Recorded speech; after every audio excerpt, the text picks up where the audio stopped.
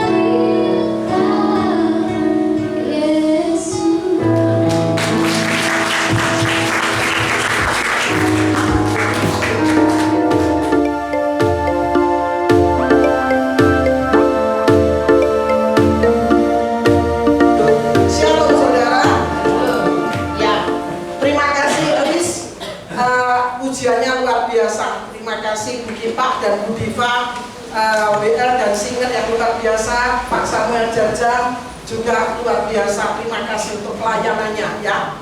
Malam hari ini kami akan melayani bersama-sama ya. Saya dengan Pak Heru akan melayani bersama-sama. Malam hari ini kita berbicara hidup berbuah karena kuasa Roh Kudus. Bulan ini, bulan November, kita sudah bulan 10 yang lalu ya, kita sudah menyelesaikan seluruh tema kita. Dimulai dari Februari. Saudara ingat Januari tahun 2024 saya berbicara mengenai Roh Kudus. Itu adalah pengantar dari yang akan menjadi tema sepanjang tahun 2024 ya. Januari saya berbicara mengenai Roh Kudus, itu adalah pengantar. Lalu mulai Februari kita mulai masuk di dalam tema demi tema, satu persatu sampai terakhir bulan lalu kita menyelesaikan 9 buah Roh Kudus ya. Saya mau bertanya, siapa yang sudah praktek? Satu saja. Siapa yang sudah? Khususin. Ada yang sudah praktek tentang kasih? Bertengkar dengan isi keluarganya. Sudah melakukan belum? Kasih ya. Sudah sukacita? Ada kalanya hidup ini tidak seperti yang dipesan. Betul saudara ya? Kita maunya hidup ini sehat, penuh, kasnya dengan duit, betul ya saudara? Semuanya keluarganya baik-baik saja. Ternyata tidak tahu bulan Maret, tidak tahu bulan April, tidak tahu bulan Juni, tidak tahu bulan Agustus, tiba-tiba saudara diizinkan sakit, diizinkan gegeran, diizinkan damai sejahtera saudara tercuri. Bisa enggak saudara tetap sukacita? Lalu damai sejahtera, sabar gitu. Sabar sama Kang Mas gitu ya. Sabar sama Mbak Yu gitu ya. Jadinya sudah ya, kemurahan, kebaikan, kesetiaan, kelemah lembutan, penguasaan diri. Saya setiap pagi, terus terang saudara, saya setiap pagi berdoa bersama dengan suami. Dan salah satu yang kami doakan adalah saudara. PTK itu beban doa kami. Dan setiap pagi suami saya selalu berkata seperti ini, Tuhan berkati PTK supaya ada kesehatian, kesatuan, dan macam-macam. Saudara, kalau kita mau hidup di dalam buah-buah roh, dengan kekuatan kita tidak akan mungkin akan ada. Betul saudara? Kalau kita mau ada di dalam buah roh, entah itu 1, 2, 3, bahkan kalau ada 9 itu baik, tetapi saudara tidak bisa kerjakan dengan kekuatan saudara sendiri. Oleh sebab itu namanya adalah buah roh. Oleh sebab itu yang menjadi kebutuhan kita adalah kita harus juga penuh dengan Roh Kudus. Kenapa? Karena Roh Kudus itulah yang akan membawa kita untuk bisa hidup menghasilkan buah, yaitu kasih, sukacita, damai sejahtera, kesabaran, dan kemurahan. Kenapa Tuhan pada waktu dia sudah mati di atas kayu salib, lalu kemudian dia bangkit dari kematian, dia tidak langsung naik ke surga, tetapi dia memberikan waktunya beberapa saat untuk berjumpa dengan murid-muridnya. Dia tidak langsung bangkit dari kematian lalu bebas selamat tinggal gitu, enggak. Tetapi dia menjumpai murid-muridnya satu persatu untuk menguatkan mereka. Lalu pada waktu itu dia menjanjikan sesuatu, tinggal di Yerusalem. Supaya apa? Supaya Roh Kudus itu akan mengurapimu, akan memenuhimu. Kenapa Tuhan Yesus berkata seperti itu tentang Roh Kudus, bahwa Roh itu akan datang dan Roh itu perlu untuk penuh dalam hidupmu? Karena Tuhan Yesus tahu bahwa ketika Tuhan Yesus naik ke surga, murid-murid itu ditinggalkan. Akan ada banyak tantangan-tantangan, akan banyak musuh-musuh rohani yang akan datang kepada mereka. Tuhan tahu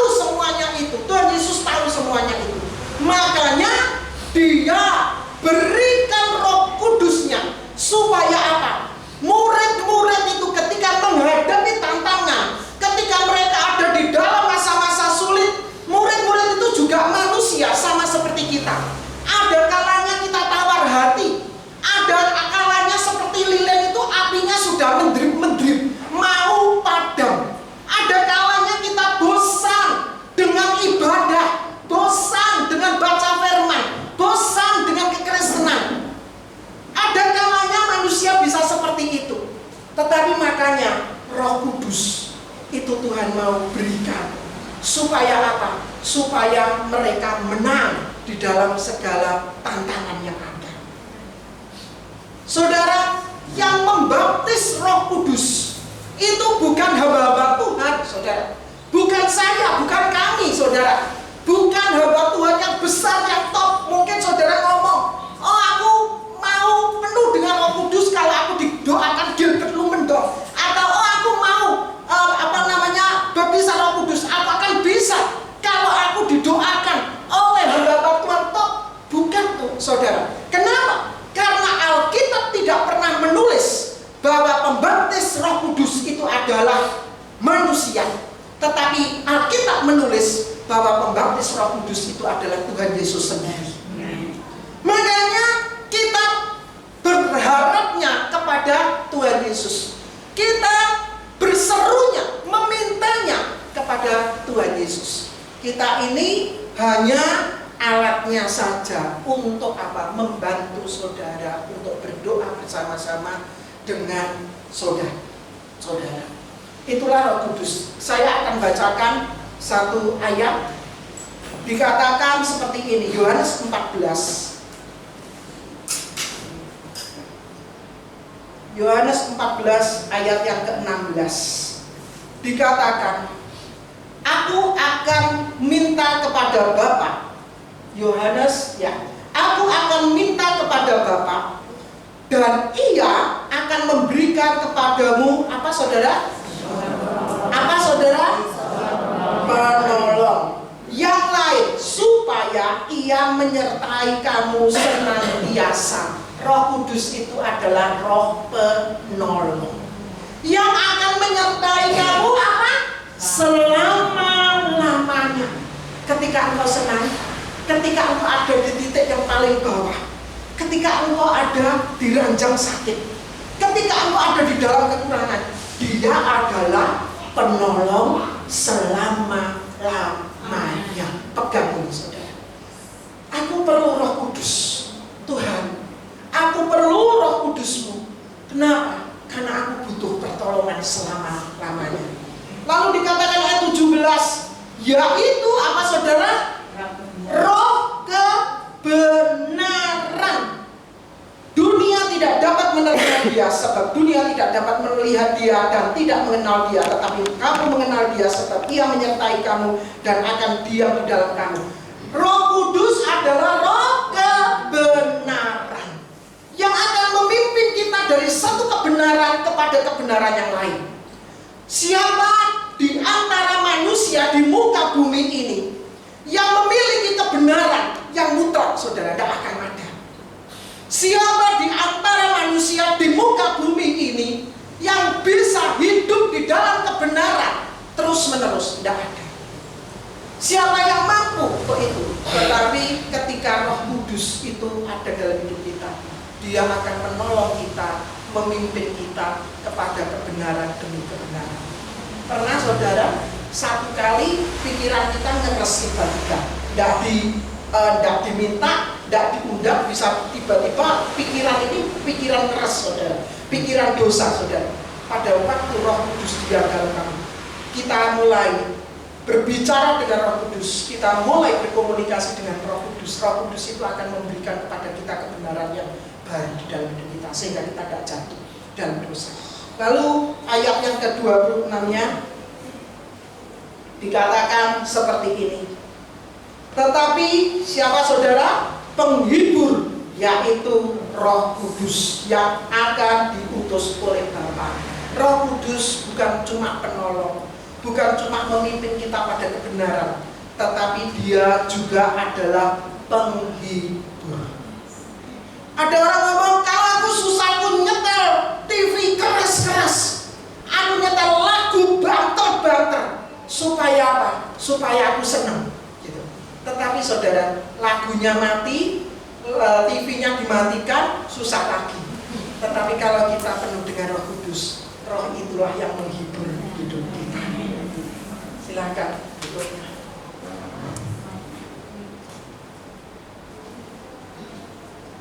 Untuk apa baptisan Roh Kudus?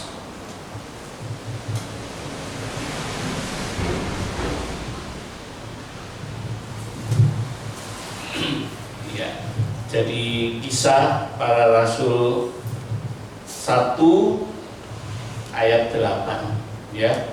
Coba kita baca 1 Korintus Kisah Para Rasul 1 ayat 8.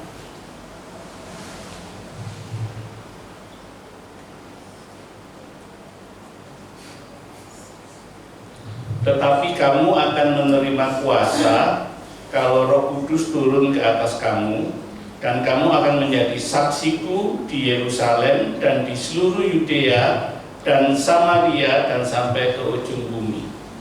Jadi Roh Kudus diberikan pada kita supaya kita bisa mampu menjadi saksi Tuhan. Amin. Ya.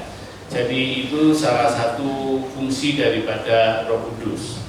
Sekarang kita akan melihat bagaimana sih caranya, ya, apa yang menjadi caranya. Kita lihat Yohanes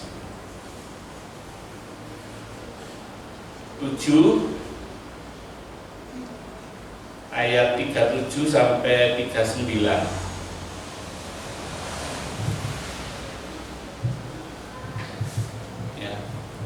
Dan pada hari terakhir, yaitu pada puncak perayaan itu, Yesus berdiri dan berseru, barang siapa haus, baiklah ia datang kepadaku dan minum. Barang siapa percaya kepadaku, seperti yang dikatakan oleh kitab suci, dari dalam hatinya akan mengalir aliran-aliran air hidup.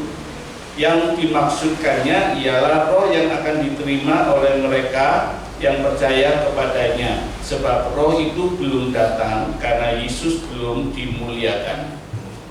Bagaimana caranya untuk menerima baptisan Roh Kudus? Yang pertama, ada kehausan, ada kerinduan. Amin. Ya, kalau nggak rindu ya sulit. Ya, tapi ada kerinduan, ada kehausan. Lalu datang kepada Tuhan. Tidak datang kepada hamba Tuhan A, hamba Tuhan B, ya, tapi datangnya kepada Tuhan. Sementara kalau nanti hamba-hamba Tuhan mendoakan, itu hanya sebagai penolong, pembantu, ya, tapi tetap datangnya kepada pribadi Tuhan. Amin. Ya, datang kepadaku dan minum. Minum itu berarti ada tindakan iman. Amin. Ada tindakan iman, ya. Nah, jadi ini 3 step, 3 langkah untuk menerima baptisan Roh Kudus, ya. Haus, datang, dan minum. Simple, ya. Haus, datang, dan minum, ya. Lalu yang menjadi motivasi, ya. Sebab roh itu belum datang karena Yesus belum dimuliakan. Ini yang jadi motivasi, ya. Saya pernah mencari baptisan Roh Kudus setahun tidak terima karena saya mencarinya dengan pemikiran begini, Tuhan, adikku yang Kristennya lebih baru dari saya kan Kristen lebih lama, wong saya beda 3 tahun, ya. Nah, adikku kenapa kok sudah terima baptisan Roh Kudus sementara aku belum? Ya, berikan aku Tuhan baptisan Roh Kudus sama seperti adikku, ya. Jadi saya menuntut seperti seakan-akan karena saya lebih tua, saya lebih berhak menerima lebih dulu, ya, bukan karena untuk memuliakan Tuhan. Ngerti saudara? Jadi Tuhan, kenapa kok si dia sudah terima karunia bahasa lidah? Ya, aku ya pengen dong Tuhan. Kalau enggak kan aku kalah bersaing sama dia. Ya, dulu kawan saya melayani baptisan Roh Kudus dan ada satu tante yang minta didoakan baptisan Roh Kudus. Lalu ditanya, tante, kenapa mau baptis Roh Kudus? Ini loh, Ndri, tante itu lagi bersaing sama tetangga, ya. Tante, saya beli kulkas, tetangga beli kulkas, ya. Tetangga beli mobil, saya juga beli mobil, saya kan nggak mau kalah, ya. Jadi apapun yang dilakukan tuh diikuti, ya. Yang satu beli AC, yang satu nggak mau kalah beli AC juga. Dan yang terakhir, dia mengalami baptisan Roh Kudus. Aku kalau nggak ngalami kan kalah. Jadi aku minta baptisan Roh Kudus sebab apa? Bersaing. Ya. Nah, kalau yang seperti itu ya sulit untuk didoakan. Ya, kawan saya bilang, "Tante, kalau yang beginian saya nggak mau doakan, Tante." Kenapa? Kalau nggak aku kan kalah, Dri. Ya sudah, kalah ya sudah. Memang Roh Kudus itu bukan untuk persaingan, ya. Jadi tujuannya untuk memuliakan Tuhan. Amin. Itu yang harus jadi motivasi. Ya, Roh Kudus itu belum datang karena Yesus belum dimuliakan. Ya, jelas ya. Nah, sekarang kita lihat Galatia 3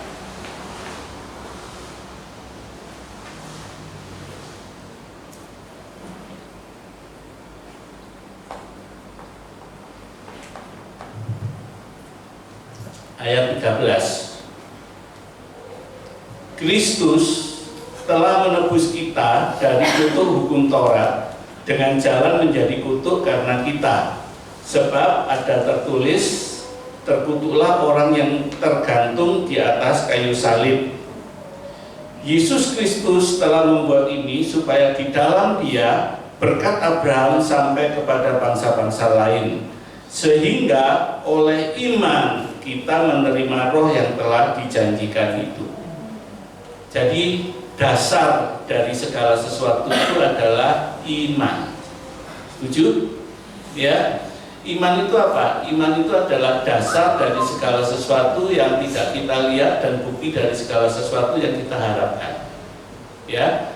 Nah, jadi harus ada iman. Menerima Roh Kudus itu setelah kita haus datang pada Tuhan, kita minta terima dengan iman. Nah, di dalam iman itu ada unsur bertindak. Ada unsur tidak boleh diam, tidak boleh pasif, ya, tapi harus bertindak.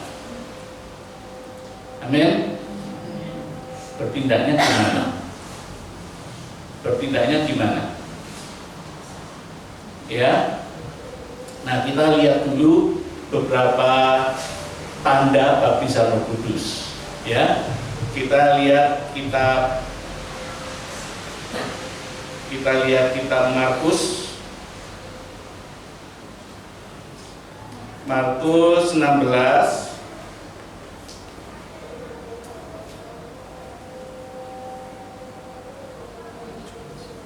ayat yang ke-17. Tanda-tanda ini akan menyertai orang-orang yang percaya. Mereka akan mengusir setan-setan demi namaku. Mereka akan berbicara dalam bahasa-bahasa yang baru bagi mereka. Saudara, ada 5 ya, saya cuma baca 2 aja ya. Saya baca 2, yang lain nanti baca sendiri ya. Tapi dikatakan mereka akan berbicara dalam bahasa-bahasa yang baru. Amin. Jadi termasuk dalam berkarunia lidah. Ya, itu adalah tanda orang baptis Roh Kudus. Amin. Ya, bertindak, ngomong, ya, sebab itu akan diberikan Tuhan kepadamu. Nah, sekarang kita lihat pengertian bahasa lidah sebentar, ya. Kita lihat pengertian bahasa lidah.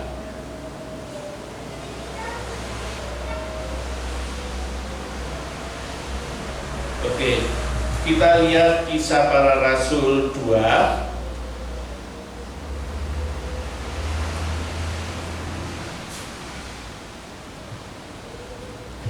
ya, ayat yang keempat. Maka penuhlah mereka dengan Roh Kudus, lalu mereka mulai berkata-kata dalam bahasa-bahasa lain, seperti yang diberikan oleh Roh itu kepada mereka untuk mengatakannya. Ya, nah nanti kalau saudara baca seterusnya itu dikatakan orang-orang di Yerusalem itu waktu itu ada perayaan sehingga datang dari berbagai suku bangsa, dan mereka itu mendengar rasul-rasul ini berbicara dalam bahasa mereka masing-masing, ya. Jadi bukankah mereka semua itu berkata, yang berkata-kata itu orang Galilea? Bagaimana mungkin kita mendengar mereka berkata-kata dalam bahasa kita sendiri, ya? Ada bahasa Partia, Media, Elam, Mesopotamia, Yudea, Kapadokia, Pontus dan Asia, Frigia dan seterusnya. Ya. Nah, ini berbicara dalam bahasa baru yang dimengerti orang lain. Ya. Nah, ini disebut dengan pengertian senolalia. Ya, bahasa lidah yang dimengerti orang lain. Nah, itu senolalia. Ya. Tetapi dalam Kisah Para Rasul 8 ketika Filipus ada di Samaria, ya, dan rasul-rasul, ada 2 rasul, Petrus dan Yohanes, diutus ke sana mendoakan mereka dalam doa baptisan Roh Kudus. Mereka menerima dalam bahasa yang tidak dimengerti orang lain. Ya, itu yang disebut dengan glosolalia. Ya, kita lihat aja ini ya. Nah, kita lihat 1 Korintus 12 ayat yang kedua. 1 Korintus 14 ayat yang kedua. Siapa yang berkata-kata dengan bahasa roh tidak berkata-kata kepada manusia tetapi kepada Allah, sebab tidak ada seorang pun yang mengerti bahasanya. Oleh roh ia mengucapkan hal-hal yang rahasia. Tidak ada seorang pun yang mengerti bahasanya. Saya mau tanya, termasuk yang ngomong ngerti nggak? Halo? Nggak ngerti ya. Jadi yang ngomong juga nggak ngerti. Ya. Jadi ini yang disebut glosolalia. Orang lain nggak ngerti. Beda sama yang Kisah Para Rasul 2 tadi. Ya. Yang ini ngomong ini orang lain ngerti. Ini ngomong dalam bahasa ini, bahasa itu dan seterusnya. Saya kasih contoh Meltari. Ya. Meltari seorang hamba Tuhan dari NTT. Ketika dia diundang khotbah di Amerika, dia penterjemahnya tidak hadir. Penterjemah tidak hadir. Nah, dia kebingungan, Tuhan, gimana? Aku harus melayani apa? Harus ngomong apa? Terus Tuhan ngomong, pokoknya kamu ngomong. Ya, pertama kali, ladies and gentlemen, gitu. Ya Tuhan, itu gampang, itu bisa aku ngomong. Tapi setelah itu ngomong apa Tuhan? Tuhan tidak ngomong apa-apa lagi. Ya, dan dalam ketakutannya, dalam kepanikannya, Meltari belajar untuk taat. Dia berdiri di mimbar lalu berkata, ladies and gentlemen. Nah, ketika dia sudah ngomong itu, tiba-tiba dia bisa ngomong dalam bahasa Inggris yang lancar. Ya, dan kemudian selesai itu orang-orang memuji, wah bahasa Inggrismu kok bagus sekali. Kamu belajar di mana? Ya bisa ngomong seperti ini, itu butuh latihan berapa tahun? Dia ngomong, nggak tahu, aku baru sekali ini ngomong. Ya, dia nggak tahu. Ya, kenapa? Karena Tuhan ngomong sama Meltari, ya, kamu bercerita tentang revival Zoe. Ya, kalau kamu cuma cerita dan orang tidak lihat mujizat, orang Amerika itu rasional, ya sudah kebiasaan rasional. Kamu dikira dongeng. Ya, orang Amerika akan mengira kisahmu itu kisah karangan. Ya, dongeng, tidak ada kenyataannya. Makanya mereka harus melihat mujizat supaya percaya. Nah, itu sebabnya Meltari diberi Tuhan karunia senolalia bahasa Inggris pada waktu itu. Ya, dan sampai sekarang dia bisa fasih berbahasa Inggris, digunakan pelayanan keliling dunia. Saya masih kontak dengan Meltari, ya, masih terus menerima WA.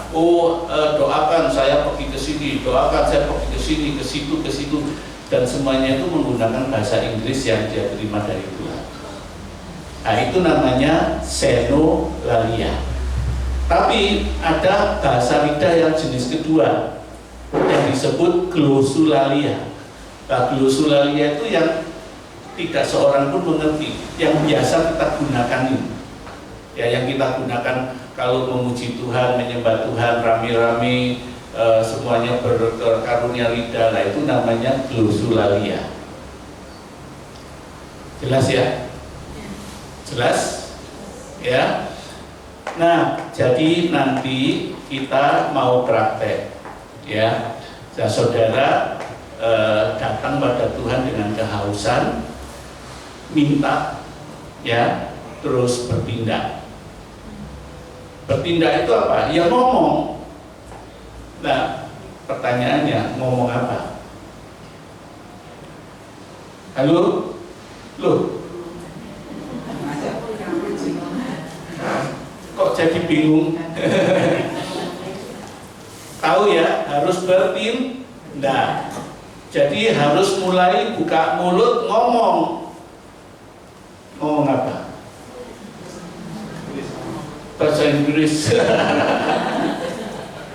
Ya. Ya pokoknya ngomong. Ya, seperti ibaratkan bayi. Pernah lahir jadi bayi, pernah ya? Semua pernah ya? Sekarang saudara bisa ngomong bahasa Indonesia.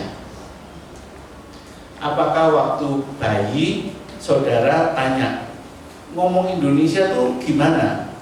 Tanya, dengar dari telinga. Gimana caranya ngomong? Gimana bayi belajar ngomong? Bahasa ibu. Bahasa ibu. Ya, bayi itu belajar ngomong dengan buka mulut. Ya, mungkin yang terdengar di sekitarnya dulu, mama, terus papa, gitu mungkin ya. Ya, tapi kalau bayi itu tidak belajar ngomong, dia akan jadi bisu. Betul? Ya, jadi prinsipnya belajar ngomong. Ngomong apa? Nggak tahu, karena seperti bayi, dia nggak bisa gunakan pikirannya. Tapi belajar ngomong. Ngomong apa? Ya pokoknya ngomong. Ya, nanti terima dengan iman. Ya, terima dengan iman. Kalau iman itu diterima, terus Roh Kudus membawa pengalaman itu ke alam jiwa atau ke alam tubuh fisik, ya sudah, mengalir saja, ikutin saja. Ya, ada orang yang ketika didoakan baptisan Roh Kudus, lidahnya bergetar, gitu. Itu pengalaman. Ada yang dari perutnya ada rasa panas, terus naik ke leher, terus sampai di mulut, gitu. Terus mulutnya tiba-tiba ngomong bahasa yang tidak dimengerti. Nah, itu artinya Roh Kudus membawa itu dari iman kepada pengalaman. Ya, ikutin aja. Ya, ada lagi yang terus bergetar, tangannya getar, terus tangannya getar, badannya goyang semua. Ada yang sampai keluar angka 11. Ya, tahu ya angka 11?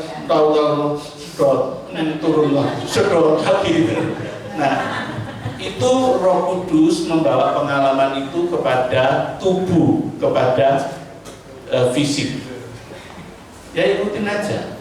Itu bukan maunya kita. Ya, itu satu pengalaman. Tidak bisa metodologikan, nggak bisa. Ya, karena itu pengalaman dari Roh Kudus. Amin. Ya, tapi prinsipnya ada senolalia, ada glosolalia. Ya. Nah, saya mau jawab dulu satu pertanyaan yang seringkali diajukan orang. Ya, Pak, karunia roh itu kan tidak semuanya sama, Pak. Karunia kan setiap orang berbeda-beda. Kalau saya nggak dapat karunia bahasa lidah kan nggak apa-apa. Saya mungkin punya karunia yang lain. Nah, kalau saudara datang dengan konsep seperti itu akan membuat saudara tidak menerima bahasa roh. Kenapa? Karena kita sudah punya excuse di pikiran kita. Oh, aku nggak terima, nggak apa-apa. Karunia orang itu beda. Nah, itu akan memberi kita lobang, ya, sehingga kita tidak mengalami, kita punya alasan. Ngerti ya? Nah, jadi jangan seperti itu, ya. Nah, saya mau jelaskan ada dua glosulalia, itu ada dua. Kalau kita membaca 1 Korintus 14, 1 Korintus 12, 1 Korintus 14 itu ada petunjuk, ya, karunia yang berbeda-beda, karunia yang dikatakan berbeda-beda itu, ya, ada 9 manifestasi Roh Kudus, tiap orang karunianya beda. Itu dikatakan penggunaannya maksimum 3 orang dalam sekali ibadah. Pernah membaca itu? Halo, kok bingungan? Ya, itu digunakan maksimum 3 orang dan harus satu persatu dan harus ada penterjemahan. Itu, ya. Nah, itu yang karunia yang berbeda-beda. Loh, kalau begitu yang karismatik sesat dong. Habis semuanya rame-rame, ini lebih dari 3 nih kalau menyembah Tuhan. Ini kan sudah, apalagi kalau di dalam gereja itu kan ribuan orang itu menyembah Tuhan bersama. Wah, itu sesat. Tidak, ya. Ada karunia bahasa roh, glosulali, sebagai manifestasi Roh Kudus, dan itu harus 3 orang maksimum, satu persatu, dan ada karunia penafsiran, ya. Tapi ada karunia bahasa roh atau glosulali sebagai kemampuan untuk berbahasa lidah, ya. Nah, yang sifatnya kemampuan untuk berbahasa roh ini, halo, tolong ya, sebab ini penting ya. Jadi jangan sibuk sendiri. Ya, jadi yang karunia bahasa roh sebagai kemampuan itu bisa digunakan rami-rami. Ribuan orang tidak apa-apa, karena Tuhan tidak pusing. Tuhan bisa membedakan. Tuhan tidak wah, semua kok ngomong sama ya. Jangan semua ngomong dong, aku tidak dengar. Tidak, Tuhan tidak begitu. Ya, jadi sekali lagi, kalau yang kemampuan, karunia bahasa lidah sebagai kemampuan, itu semua orang bisa mengalami. Amin. Jadi bedakan antara glosulali sebagai kemampuan, sebagai manifestasi Roh Kudus, dan sebagai kemampuan. Jelas ya bedanya. Jadi itu karismatik tidak sesat. Yang ngomong rame-rame itu tidak apa-apa, tidak masalah, karena Tuhan kita tidak pusing. Jelas? Ya. Nah, kemudian saya jawab satu pertanyaan lagi, ya. Kalau aku tidak ngerti bahasanya, bagaimana aku tahu kalau itu memuliakan Tuhan? Jangan-jangan aku menghujat Tuhan. Saudara, kata-kata dalam bahasa Inggrisnya itu language, ya, speak in other language, spirit language gitu, ya. Itu sebetulnya kalimat yang salah, ya. Karena dalam bahasa aslinya yang digunakan itu adalah speak in tongues, karunia lidah, ya. Jadi karunia lidah itu bukan language. Contohnya begini, kalau language itu kan ada grammar, ya, ada grammar, ada aturannya. Luntur dijamin tidak luntur gitu ya. Tapi kalau ditulis dalam bahasa Arab mungkin bacanya kebalik maksudnya. Luntur tidak dijamin. Nah, itu namanya language. Karena ada grammar. Ngerti ya? Jadi di dalam Glosolalia itu speak in tongues. Jadi sebetulnya tidak mengandung pengertian bahasa. Ya, tidak mengandung arti bahasa diatur dengan grammar enggak. Tapi speak in tongues ya sudah, berlidah asing. Dan lagi ya, dalam bahasa lidah yang ini ya, dalam bahasa surgawi tidak ada arti negatif. Amin. Tidak ada pengertian negatif. Ya, jadi nggak usah takut. Kalau mau ngomong nggak usah takut. Ya. Sedikit saya cerita pengalaman. Saya belajar bahasa Inggris itu dari Alkitab Inggris, dari nyanyian rohani, terus dari pergaulan saya dengan orang asing. Ya, saya pelayanan, copyright segala macam, saya terpaksa ngomong bahasa Inggris. Nah, satu kali saya itu melayani orang Singapura yang pesen kaset. Saya kirim barang ke sana. Lah, pada awal-awalnya pembayarannya lancar, ya. Tapi makin lama kok makin seret, sampai lama-lama nggak bayar. Ya, nah saya ini pergi ke Singapura, saya ini mau nagih invoice ya. Saya nagih, tiba-tiba dia marah, terus dia maki-maki saya dalam bahasa Inggris. Lah saya kan tidak pernah belajar maki-maki dalam bahasa Inggris, ya. Jadi saya ketemu, saya lihat begitu, saya ngomong, you didn't want to pay, you want to take it, so you want to take it, so take it. Terus saya keluar, saudara. Terus tiba-tiba saya nyesel. Kenapa kok saya ngomong you want to take it. Saya membiarkan hutang itu tidak dibayar. Ya dia kesenangan. dia ya sepertinya ngomong ya kamu siap ya gitu. Kenapa? Karena saya tidak pernah belajar bahasa Inggris yang negatif. Ngerti saudara? Jadi kalau ngomong bahasa lidah jangan takut. Oh aku nanti ngomong negatif, aku menghujat Tuhan. Oh enggak. Ya, karena itu bukan language, tapi speak in tongues. Ya, berlidah asing. Ya. Oke. Jadi ini prinsip-prinsip dasar yang saya berikan.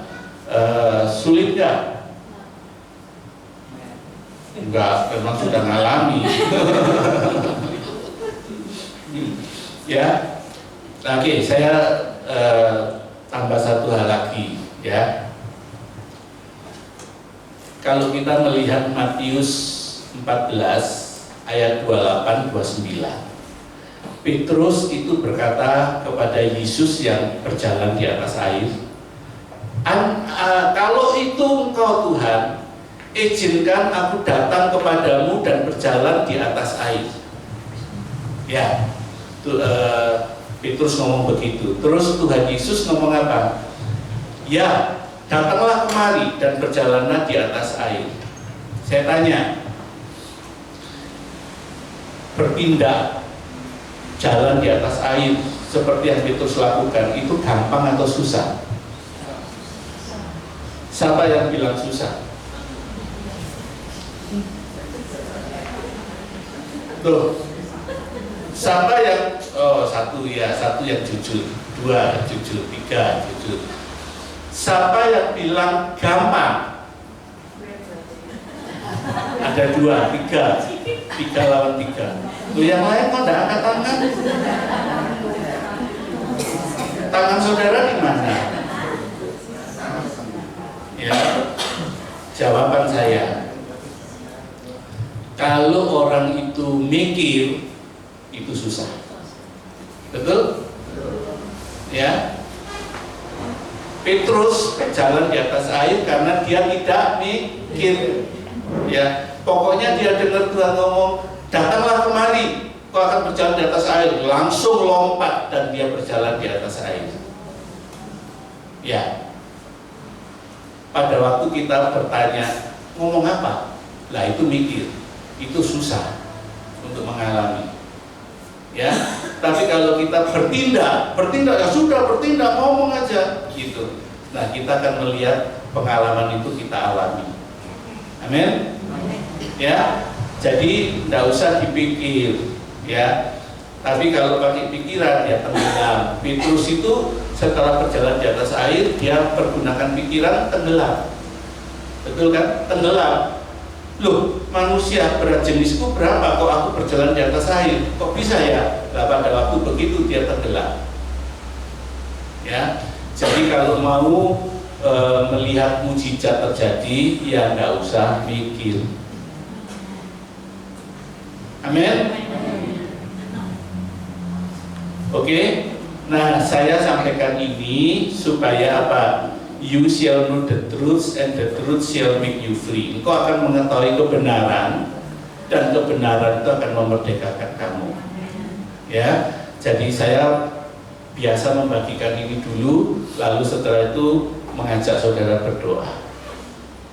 Ya, nah tapi kali ini kita doanya begini. Saya tanya, yang sudah berkarunia lidah berapa banyak? Angkat tangan. Yang sudah berkarunia lidah. Oke. Oh, coba angkat tangan lagi. Imbang nggak sama yang belum? Oke. Gini ya. Kami minta yang sudah. Saudara membantu melayani yang belum. Ya. Jadi kalau kita nanti masuk dalam penyembahan itu ya, saudara yang sudah melayani yang belum, bantu doakan ya, taruh mulut saudara di telinganya terus ngomong. Lah itu gunanya apa? Untuk membantu membangkitkan iman. Ya, karena firman Tuhan kitab Roma itu berkata iman datang dari pendengaran dan pendengaran akan firman Tuhan. Jadi kita ngomong di telinganya itu untuk membantu supaya orang itu beriman, supaya dia ngomong. Amin. Halo. Ya. Jadi jangan saudara di telinganya ngomong, kamu tirukan aku ya. Nah, itu tidak boleh. Tirukan aku itu berarti gunakan akal pikiran. Paham ya? Nah, itu tidak bisa.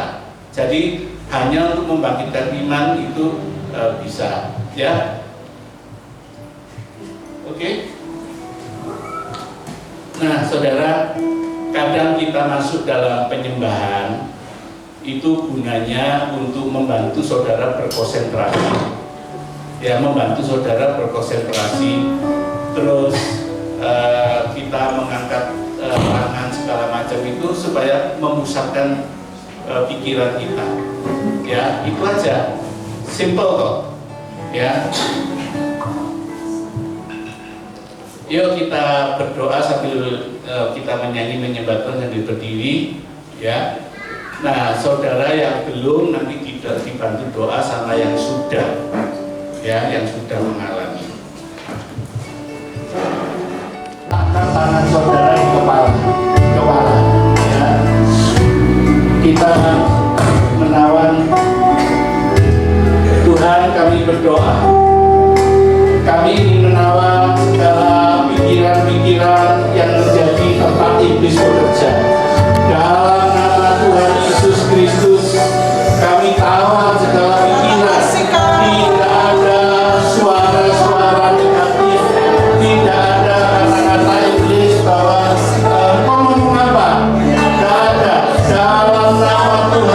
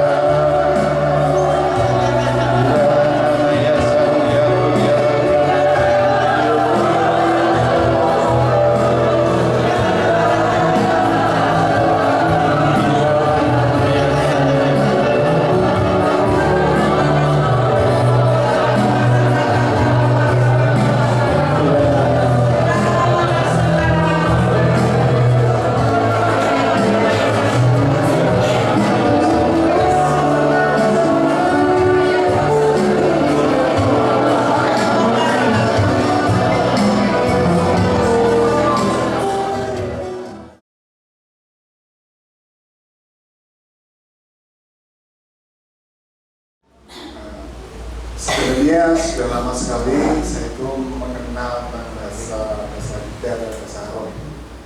Tapi kadang-kadang hati saya dan pikiran saya menghujatnya begini, apa sih yang dikatakan sabda jepit seperti itu ya? Apa ya? Terus saya berpikir artinya apa ya? Terus maunya kemana ya? Arahnya kemana ya? Kalau kita bicara yang jelas saja, arahnya jelas-jelas. Kita memuji nama Tuhan, berdoa sama Tuhan jelas. Tapi ini arahnya nggak jelas, arahnya kemana? Dulu seperti itu. Ternyata pada saat ini, ya telah dikasih tahu penjabarannya. Ada dua hal yang dimengerti oleh manusia dan tidak dimengerti oleh kita maupun sesama. Baru aku kenal dia waktu saya itu memberikan di ini ada bahasa lidah, bahasa roh itu, saya bingung. Pikiran saya waktu itu kosong, nggak ada sama sekali. Apa tuh si kamu? Tapi aku nggak tahu. Tadi aku ngomong siapa? Ngomong apa? Apakah ngomong sama istri saya di samping saya? Ya enggak. Tapi terus mengucap terus, bibir itu mengucap terus. Tapi saya nggak tahu juga. Nah, ini yang menjadi cerita pada saat ini. Saya baru mengerti tentang permasalahan yang tidak dikenal oleh satu orang lain maupun diri sendiri, dan ada yang dikenal dengan orang lain dan dimengerti. Baru kita dulu memang sudah ngerti, tapi nggak seperti itu. Tapi puji nama Tuhan, saya sudah diberkati dengan bahasa-bahasa itu dan memberikan kekuatan dalam hidup kami, hati kami, dan pikiran kami semakin hari semakin untuk memuji dan memuliakan nama Tuhan. Saya punya pengalaman karena mulai kecil ya saya sudah Kristen. Terus Roh Kudus itu apa? Saya juga tahu. Ya, kadang-kadang waktu ada doa Pentakosta untuk menerima Roh Kudus itu, saya itu juga mengucapkan kata-kata, tapi di dalam hati ini Roh Kudus apa kemauanmu dewe gitu ya, seringkali itu muncul. Jadi aku ini dipenuhi Roh Kudus, apa aku ini ngomong sakarepku, jadi emosiku sendiri gitu yang keluar ya kata-katanya. Tapi malam ini saya lebih dalam lagi, jadi tidak cuma ngomong toh, tapi saya percaya memang betul-betul ya. Kamu tadi disuruh megang kepala ya, nah kok udah sulit aku tidak bisa berhenti nih ya. Jadi saya tahu itu bukan kemauan saya sendiri, tapi memang sungguh-sungguh Tuhan yang memenuhi kehidupan saya. Jadi malam ini lebih lagi gitu, lebih percaya lagi. Terima kasih. Memang kita itu membutuhkan Roh Kudus ya, karena kalau tanpa Roh Kudus kadang-kadang kita itu lemah baca Alkitab, untuk berdoa, untuk kemana-kemana, apalagi bersekutuan kadang-kadang kakinya ini berat ya, rasanya begitu. Tapi kalau ada penolong yang lain yaitu Roh Kudus yang akan membantu hidup kita supaya kita lebih lagi maju kekristenan kita, pengiringan kita kepada Tuhan. Memang di Alkitab itu diajarkan ya, kecuali itu kalau setan gitu. Kadang-kadang kalau malam hari ya keluar sendiri ya Pak. Dulu saya juga agak takut gitu ya. Tapi setelah saya jadi guru sekolah minggu, saya mulai melangkah coba gitu. Gue paling ngetok ya dalam nama Yesus gitu. Jadi kita sudah punya senjata, apalagi kalau Roh Kudus Tuhan menyertai kita. Tadi dikatakan bahwa dia ada di dalam kita, gitu ya. Jadi bagi yang belum punya pengalaman ini, lebih lagi belajar ya. Di rumah juga bisa. Aku pernah mendengarkan kesaksian waktu cuci piring itu loh, orang itu kepenuhan Roh Kudus ya. Jadi dimanapun kamu seketika punya hati yang rindu, Tuhan hadir. Ada yang naik sepeda motor digonceng, katanya di belakang itu dia juga bahasa roh. Ya, jadi tidak harus di gereja. Dimanapun kamu berada, asalkan tadi sudah diberi pelajaran, haus, lalu kamu minta ya bertindak gitu, ambil minum, maka kamu akan minum Roh Kudus. Itu aja. Terima kasih. Sama. Waktu saya di Jakarta, saya berdoa bahwa waktu nggak ada Roh Kudus. Tapi pada saat beberapa bulan saya tidur, ada itu turun. Kok nggak ada nahan saya? Kok ada Tuhan turun? Saya tuh pengen puji Tuhan katanya bisa. Tapi kok cuma sebentar Tuhan, kurang.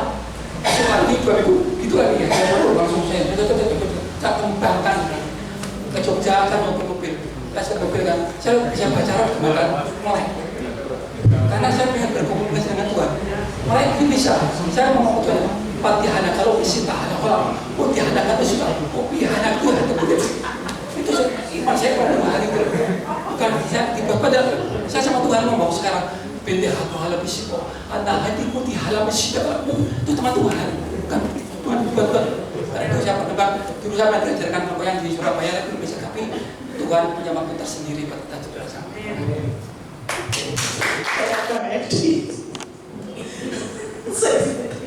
Ya, penyertaan Roh Kudus itu memang luar biasa ya. Di saat tadi Pak Heru ngomong, pikirannya kan sirah komentar lain. Gagal, yang pertama gagal, suruh ulangi lagi. Langsung gak oleh mikir kayak tadi apa? Yang firmannya nyemplung banyu kok iso langsung melaku. Itu langsung begitu langsung des mengenal saya. Akhirnya saya yang kedua praktek lagi, wis gak ada pikir-pikiran, terus langsung terbayang Roh Kudus selalu ada di hati saya. Kalau memang benar ya, kalau Roh Kudus selalu ada di hati kita dalam keadaan untuk selalu ada untuk kita. Sampai dalam mimpi pun saya selalu ditolong sama Roh Kudus. Mimpi itu loh, kalau ada mimpi yang menakutkan gak apa, mesti mulut saya tuh Yesus sampai bingung. Yesus dalam nama Yesus dalam Yesus, saya sampai lontarkan kata-kata seperti itu dalam mimpi. Yesus sangat luar biasa, selalu menolong kita dalam keadaan apapun. Belajar lagi, bilang lagi. Terus tahun ini saya belajar terus. Tuhan selalu dengan Roh Kudus selalu menyertai saya, selalu setiap kata-kata itu bisa berbahasa Roh Kudus itu. Tapi malam ini saya bisa. Rasanya gimana kami? Ya, tadi kayak Pak Heru bilang sebelum ini bulan lalu sudah pernah coba waktu yang ibadah kaum muda hari Kamis itu sudah pernah dicoba. Memang beberapa kali secara pribadi pengalaman kayak udah di sini tuh kayak udah mau ngomong sendiri, tapi kayak apa di hati itu ada nahan gitu, ngapain gitu. Terus setelah ini yang barusan ini tadi yang pertama itu juga gitu, jangan pertama itu ngomongnya sama bahasa yang dimengerti, tapi setelah yang percobaan kedua ya sudah Tuhan coba bicara, terus nggak tahu kayak cuma ngomong apa gitu, terus kayak gerak sendiri, kan nggak tahu, nggak dengar nggak mengerti, memang nggak mengerti, jujur nggak mengerti kan orang lain yang mengerti, jadi ya nggak tahu selebihnya. Tapi ya puji Tuhan kalau sudah terima mau dikembangkan, mau gunakan untuk menyembah Tuhan.